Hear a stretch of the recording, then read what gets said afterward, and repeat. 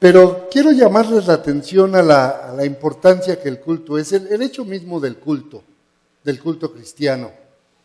Es sin duda uno de los momentos más íntimos, es el lugar santísimo de cada persona donde el encuentro con Dios es importantísimo, donde se da ese encuentro con el Señor, esa íntima comunión.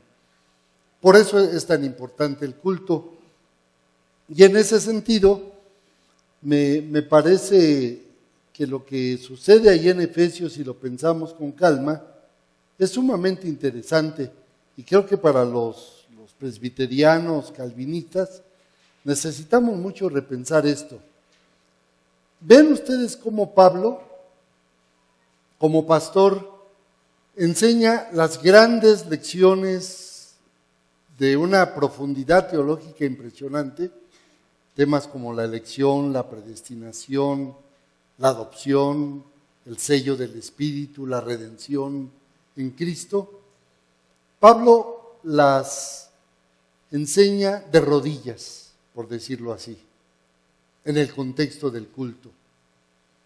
No es, como a veces sucede en nuestras escuelas teológicas, no es una discusión, una disertación acerca de un tema y a ponerse a elucubrar y a pensar en las grandes cosas, sino que Pablo, más que dar la lección sobre un tema teológico tan profundo y tan importante, lo hace de rodillas, adorando a Dios. Una intuición que Calvino captó muy bien, no tanto los calvinistas, pero Calvino lo hizo muy bien. Los grandes temas, el tema por ejemplo de la predestinación, cuando él escribe la institución, sus instituciones, su resumen doctrinal, que para Calvino era como el texto de hermenéutica para leer el texto bíblico, él decía, hace falta una guía teológica que nos ayude a entender la palabra. Y miren nada más qué guía tan tremenda, las instituciones de Calvino. Pero interesantemente, él hizo, por lo menos que sepamos bien, 3 grandes ediciones de su institución, la de 1536, otra en el 40 y tantos, y la última en 1559. Es hasta la última donde Pablo introduce el tema de la predestinación. ¿Qué les parece? Y no, Calvino, perdón. Bueno, es que Pablo le andaba ahí merodeando y pasándole la inspiración. Pero, interesantemente, Calvino es en su institución, en el 4º libro, no como lo hace la Confesión de Fe de Westminster, en la entradita mete el tema de los decretos de Dios y nos suelta toda la predestinación, sino que Calvino lo pone en la última parte de su institución, de la 3ª edición, que en las primeras 2 no aparece, y lo pone en el contexto de la iglesia perseguida, y cuánto la enseñanza de la predestinación es una enseñanza que nos trae consuelo en medio de la persecución. Y ya nada más el contexto en el que aparece le da otro sentido a un tema que en sí es bastante complejo. Pero se los digo simplemente porque en este caso, yendo a Pablo cuando toca el tema de la elección, predominantemente Efesios 1 y Romanos 8, lo hace ya sea en el culto, en el contexto del culto, adorando a Dios, no explicando profundidades que uno de todos modos nunca va a lograr explicar. Y en Romanos 8 también, como lo hizo Calvino, en el contexto de la persecución, ¿quién nos separará del amor de Dios? Y en ese contexto dice, Él nos ha elegido. ¿Quién nos podrá arrancar de su mano? Pero fíjense qué diferente es ese contexto. Y creo que necesitamos por eso mucho explorar la realidad del culto también como una escuela de teología. No porque tengan que ir al seminario todos los miembros de la iglesia, pero cómo aprender a comunicar teología, verdades bíblicas sólidas, y aprenderlas de rodillas. Y Calvino lo dijo muy bien, no los calvinistas, pero Calvino dijo, hablando de la elección, es una verdad más bien que debemos adorar, que podemos adorar, pero no explicar. Pero los calvinistas dijeron, no es cierto, yo me escribo un tomón así de la predestinación, y bueno, pero hay ahí mucha sabiduría que valdría la pena. Por eso decía yo de la importancia del culto como una experiencia transformadora. Ahora, todavía el capítulo 2 es parte del culto. Empezó con la adoración, el himno maravilloso de los primeros 14 versículos, la oración de gratitud, de intercesión por la iglesia, para que la iglesia sea una iglesia despierta, que tenga los ojos claros y sepa cuál es la misión de Dios y cómo la iglesia se ensarta en esa misión de Dios. Y en esas 3 peticiones decíamos, el ruego porque podamos tener los ojos abiertos para darnos cuenta del extraordinario, la supereminente grandeza del poder que ha obrado en nosotros. Empezó obrando en Cristo, levantándolo de la muerte, sentándolo a la diestra de Dios y poniéndolo por encima de todo poder en este mundo. Que para una cultura temerosa de los poderes de este mundo, y he estado en regiones de nuestro México en el que las realidades de la brujería, la santería, la santa muerte, todas estas cosas, a la gente la tiene en temor. Y hay hermanitos que van y le piden, pastor, ore por mí, porque mire, me hicieron este sortilegio en mi negocio, porque pasa, y me echaron ahí, me hicieron mala magia, pues ayúdenme a orar, pero si no funciona con el pastor, pues se van con el santero o con el brujo y en el nombre del Señor, porque hasta invocan a Dios. Digo, hay mucho de eso y pasa mucho en nuestras iglesias, aunque sea así en secretito. Y Pablo plantea la doctrina de la soberanía de Cristo de una manera como no aparece en otra carta. No quiere decir que no aparezca en pedacitos por aquí, por allá, pero si hay una carta en que condensa la realidad de que aquel al que servimos, aquel que nos ha enviado a la misión, es Señor de señores, que está muy por encima de todo poder, ese es Jesucristo. La doctrina de la exaltación de Jesús sentado a la diestra del Padre es medular en la carta a los Efesios. Y de alguna manera no lo es tanto en nuestra experiencia de iglesia. Independientemente de que sigamos o no el calendario litúrgico, que creo que todavía no pasa en nuestras iglesias, no creo que tenga que pasar, pero el día de la Ascensión no juega un papel tan importante. Y está bien que no lo juegue con los pentecostales, menos los neopentecostales, cualquier iglesia que ustedes quieran. Pero si hay una tradición evangélica protestante que ha rescatado la soberanía de Dios y de Jesucristo, es la presbiteriana. Y que entre nosotros no se dé, es un doble pecado que no quiero estar en el día del juicio y que diga, a ver, esos presbiterianos, vénganse para acá. ¿Cómo andaban con estos cuentitos cuando saben quién es el Señor? Pero es importante en culturas donde los poderes, cualquier tipo de poder, juegan un papel predominante, como era en Éfeso y lo es en nuestro país. La iglesia, es cierto, todos tenemos miedo de muchas cosas. Los temores, el temor ha invadido mucho de nuestro país, pero el creyente tiene que aprender en medio del dolor y del sufrimiento a vivir con la plena certeza de que aquel que nos envió a hacer la misión es el que, en palabras de Mateo, toda autoridad me ha sido dada en el cielo y en la tierra. Es el prólogo de la gran comisión. No los envió a ustedes como quien va viendo a ver si se puede. Los envía el Señor de señores y Rey de reyes. Y en Efesios, pues, al final del capítulo 1 nos pone en el centro de todo el señorío de Jesús sentado a la diestra del Padre, que lo hace también Apocalipsis. A lo mejor otro día entramos al Apocalipsis, ¿verdad? Sería muy bueno. Pero hay esa visión central. Él es el Señor de señores y Rey de reyes. Dios lo puso muy por encima de todo poder, de todo nombre que se nombre en este siglo y en el venidero. Y Él es cabeza de la iglesia. Capítulo 2, ahora sí empezamos. En 3 versículos, Pablo nos da un diagnóstico de la condición humana. Romanos, por ejemplo, desde 1:18 hasta 3:20, Pablo dedica, pues diríamos, casi 3 capítulos largos para describirnos la realidad de lo que significa la caída en el pecado y la condición de la humanidad. Efesios, como pocos escritos paulinos, tiene la enorme virtud de que en 3 versículos, bueno, luego lo va a hacer un poquito más en 4 del 17 al 24, pero en 3 versículos prácticamente nos da el diagnóstico. Y como iglesia, como gente que está aquí en Movipress, vamos a pensar en nosotros como doctores.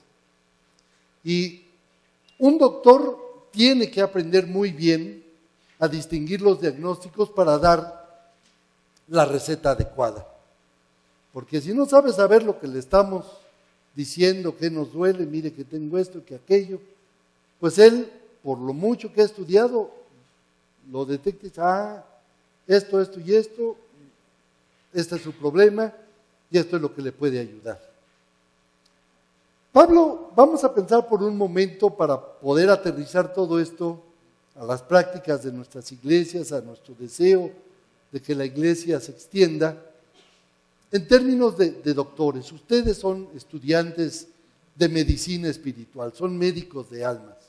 Y aquí el gran maestro Pablo nos dice en 3 versículos, porque sabe que si nos saltamos el descanso, pues al menos hay que ser sintético.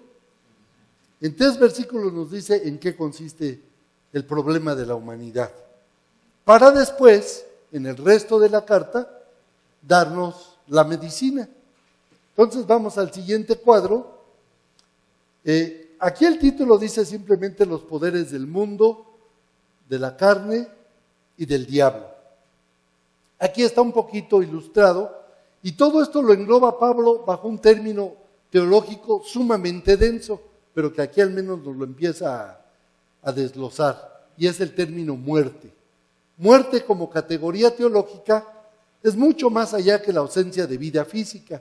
Como ustedes saben, tiene que ver con toda la existencia humana, y aquí viene la explicación. Pero dice Efesios 2:1, en aquel tiempo ustedes vivían de acuerdo a la corriente de este mundo. Efesios 2:1. En otro tiempo ustedes estaban muertos, estoy leyendo la Nueva Versión Internacional, en sus transgresiones y pecados. De inmediato coloca la idea de muerte en una categoría moral. Era una muerte en la dimensión moral porque estaban muertos a causa de sus transgresiones y pecados. En otro tiempo vivieron de acuerdo a la corriente de este mundo.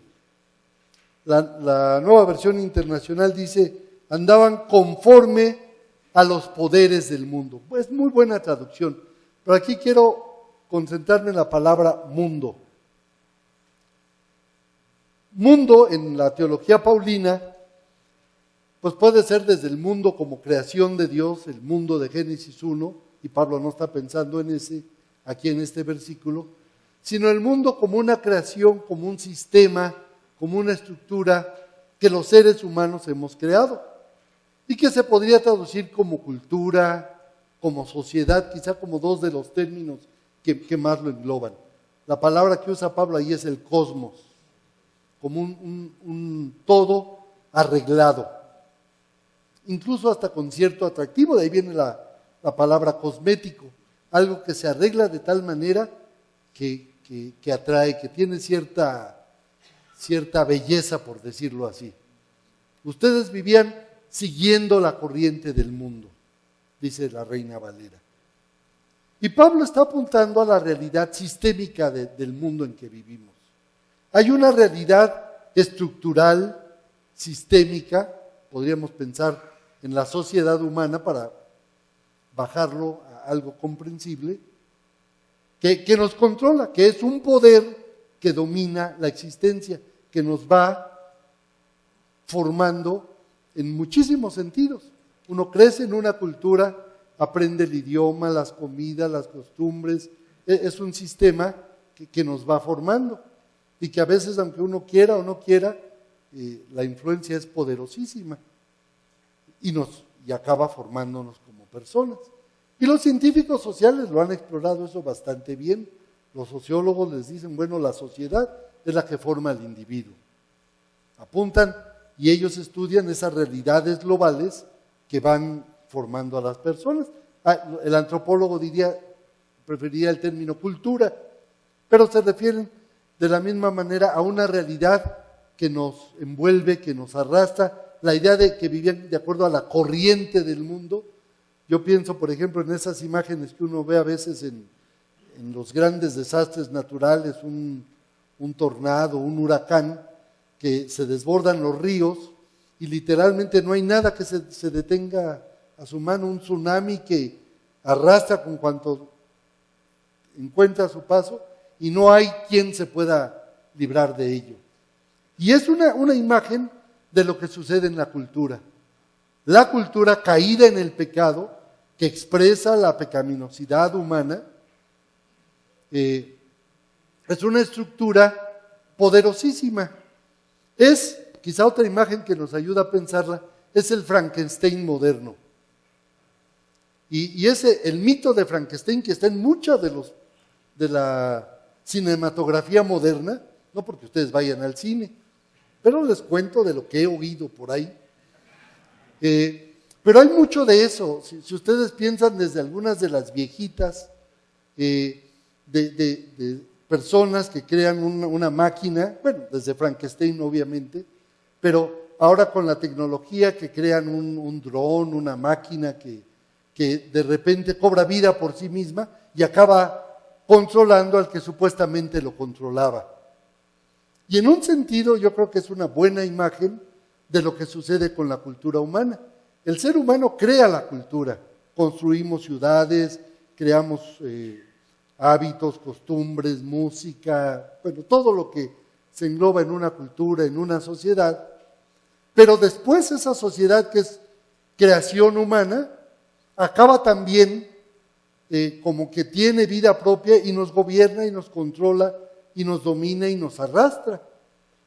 Y acabamos expresando como individuos muchas de las realidades que suceden en la cultura.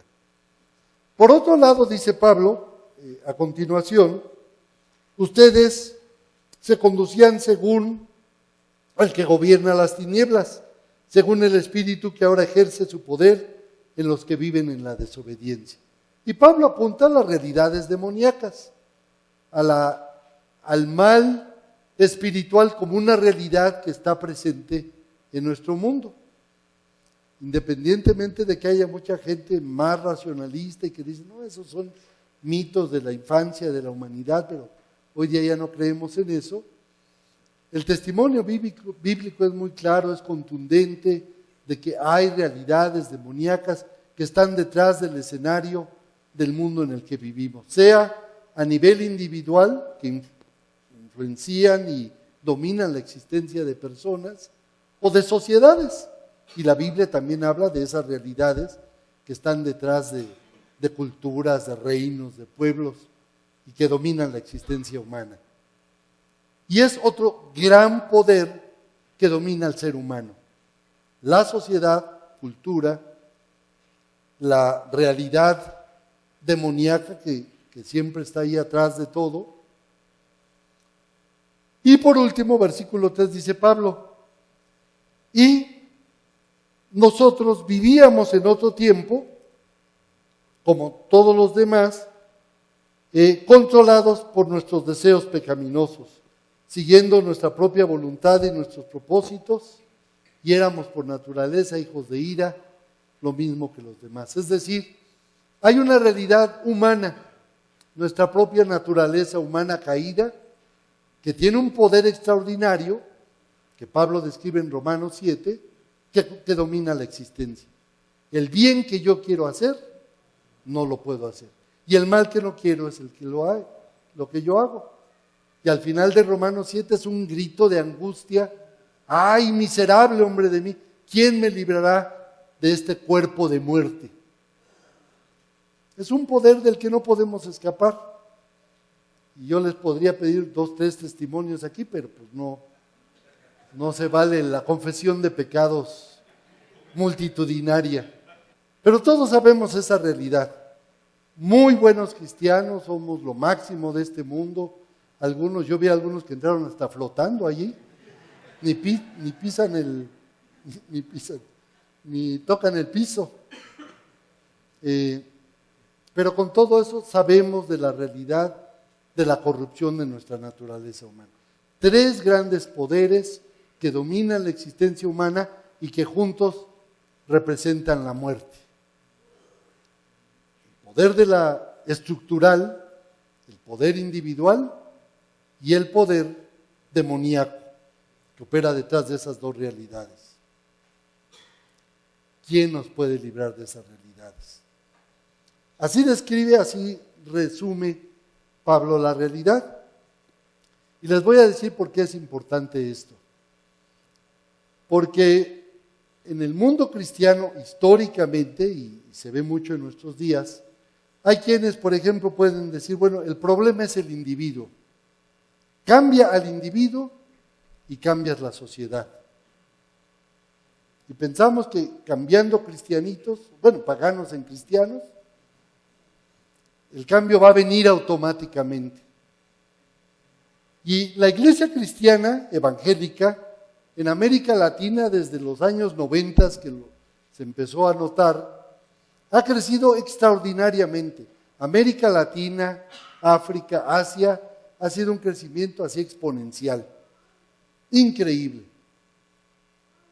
Y sin embargo, México, no se vayan tan lejos, México, con la gran cantidad de cristianos que hay, no hemos hecho pero ni siquiera una manchita en una sociedad como la mexicana que se le ha desbordado a todo mundo de las manos.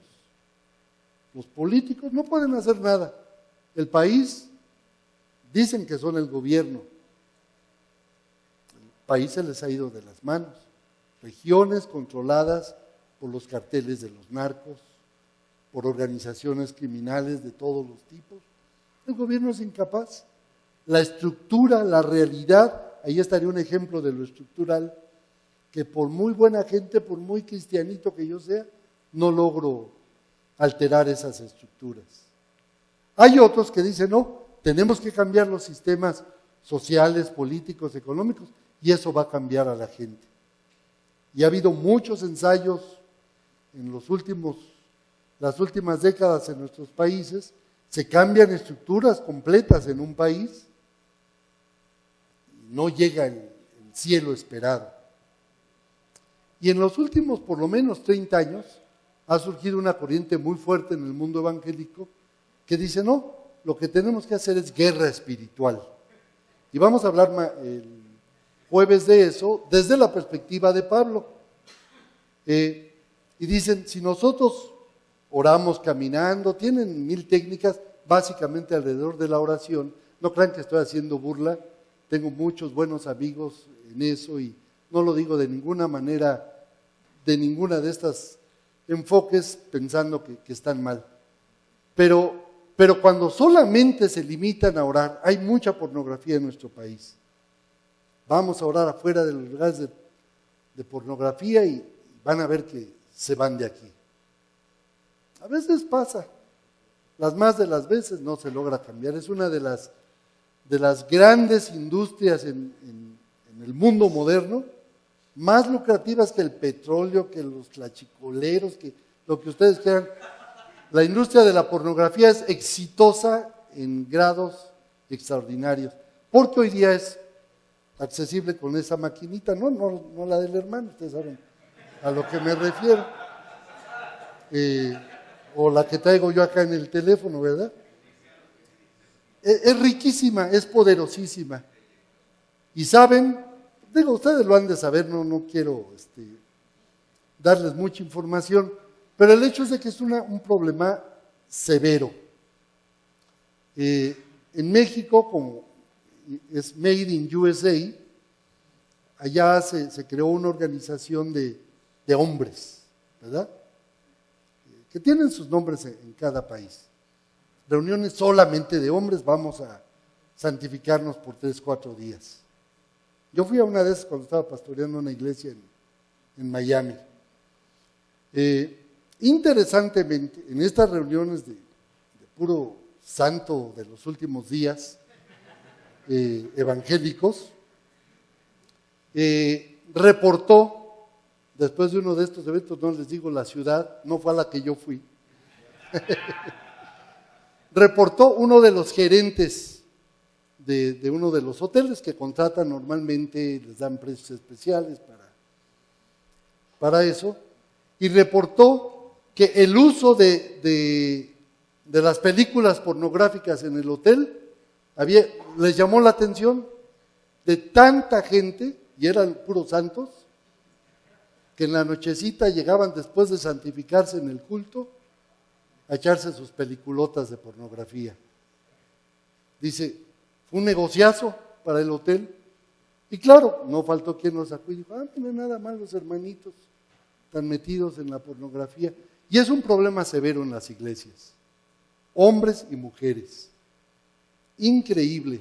Ya hay datos duros de la severidad del problema de la pornografía en la gente. Yo trabajo en un seminario muy lejano de aquí, no vayan a decir que yo les conté porque, bueno, más bien, en un seminario de allá de por la Conchinchina, en aquellas tierras de Timbuktu, ni lo sé pronunciar, la incidencia de problemas de pornografía entre seminaristas es de un 60 y 70%. Seminaristas.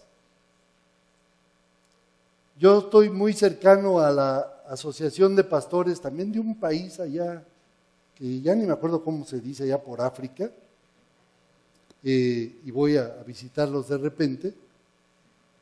Los problemas de pornografía entre pastores, problema bastante severo. Todo eso por hablar de la carne, ¿verdad? De las tentaciones de la carne. Realidades que nos dominan, que son problemas severos en la vida de la iglesia. La carne, el demonio, como lo hicieron los teólogos medievales, carne, diablo y mundo, como la trilogía enemiga del pueblo de Dios que viene de aquí de Efesios 2. En ese contexto dice Pablo, pero Dios, en esa realidad de caos, de muerte, empieza Efesios 4 con esa palabrita. Dios tenía un pero Dios, que es rico en misericordia, por su gran amor con que nos amó, aun estando muertos en nuestros delitos y pecados, nos dio vida juntamente con Cristo. Por gracia sois salvos. Si ven en esos versículos del 4 al 9, Pablo agota todo el universo del lenguaje teológico para hablar del amor de Dios. El amor, la gracia, la misericordia, la bondad.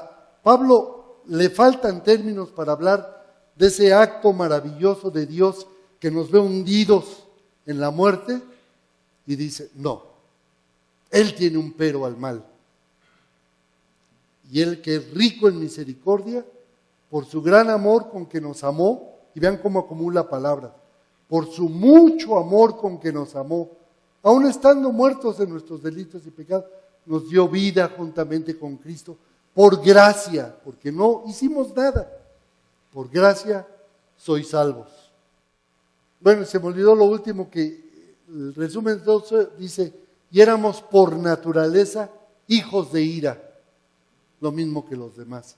Es decir, a todo eso, a ese estado, a esa condición de muerte, se le añade la ira de Dios no en el futuro, sino como una realidad que ya opera en la vida de los seres humanos.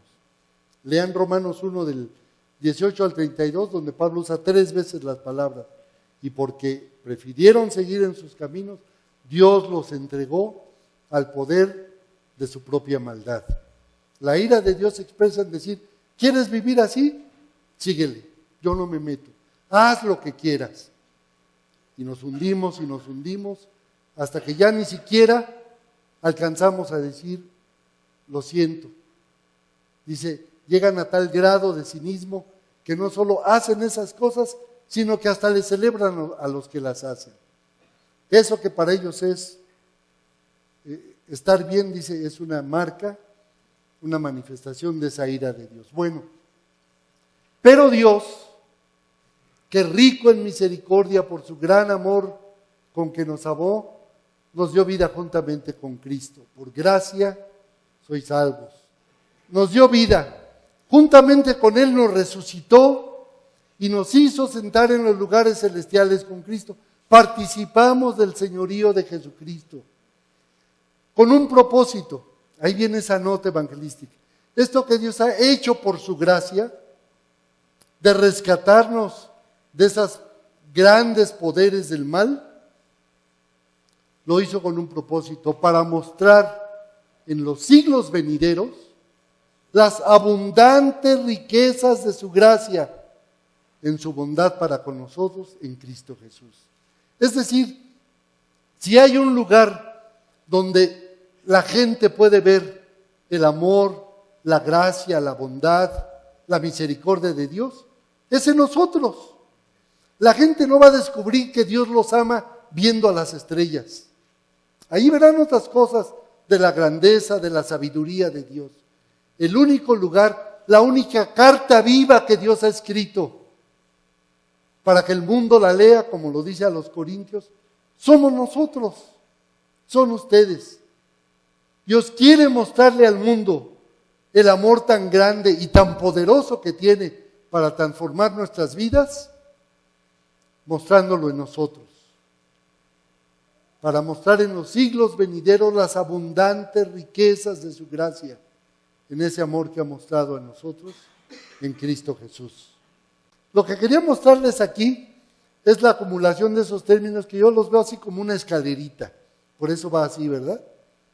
Dios, que rico en misericordia, por su gran amor con que nos amó, aún estando muertos nos dio vida, por gracia han sido salvados. Como que Pablo va creciendo así, va en un creciendo, acumulando términos para decir, vean lo que Dios, de qué manera nos ha amado el Señor. Porque es esa experiencia, es ese recordar de dónde salimos, los poderes extraordinarios de los cuales nos ha arrancado, lo único que nos puede mover a vivir en gratitud, a caer de rodillas y decir, sí, yo lo amo, me amó de tal manera que no puedo hacer más que amarlo y vivir para Él. Lo vuelve a repetir, porque por gracia sois salvos por medio de la fe, y aún esto no es de vosotros, no puede ser más calvinista que eso. Es un don de Dios, no por obras, para que nadie se gloríe. De la muerte a la vida, y la vida abundante. Y el versículo 10 pasa a describir la belleza. Dios no solamente da vida, sino crea una obra de arte. Y miren ustedes, el versículo 10 dice, porque somos poema suyo.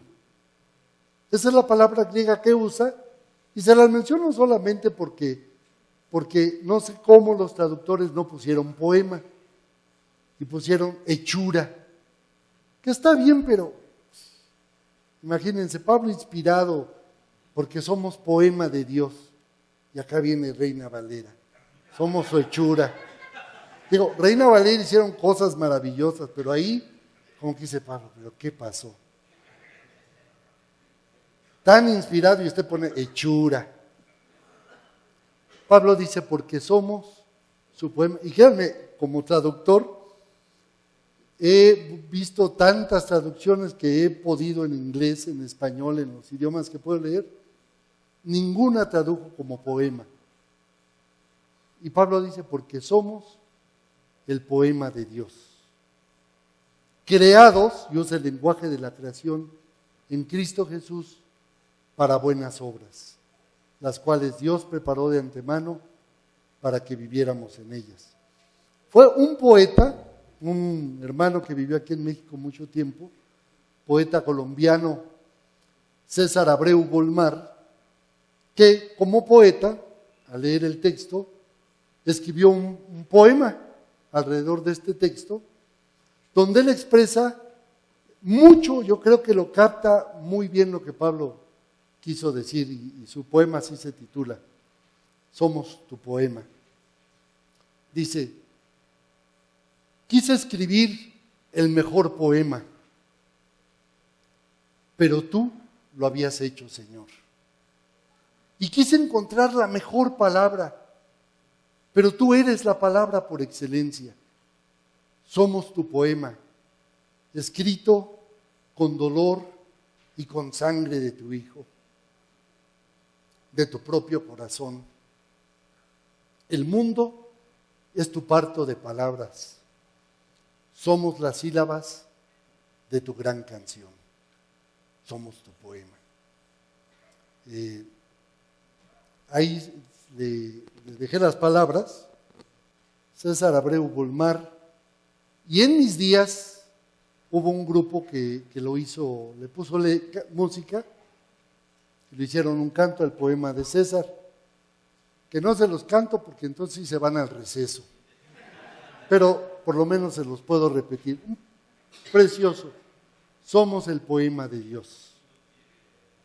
Si sabemos que Dios escribió su mejor poema en nosotros, vamos a dejar que el mundo lo vea, que nos vea a nuestras comunidades, chiquitas o grandes, y que puedan leer en nosotros qué poema tan maravilloso escribió Dios.